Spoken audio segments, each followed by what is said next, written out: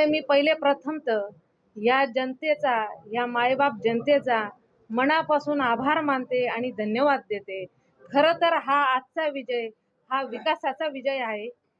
आप्पासाहेबांनी, तालुक्यातल्या आमदार यांनी जो आतापर्यंतचा विकास केला, त्यांच्या नेतृत्वावर आणि कर्तृत्वावर ह्या जनतेने विश्वास टाकला आणि त्या विश्वासाच्या पोटी आजची खरं तर ही ऐतिहासिक विजयाचं फलित आहे असं मी म्हणेन. दुसऱ्यांदा या ठिकाणी संधी मिळाली नक्कीच.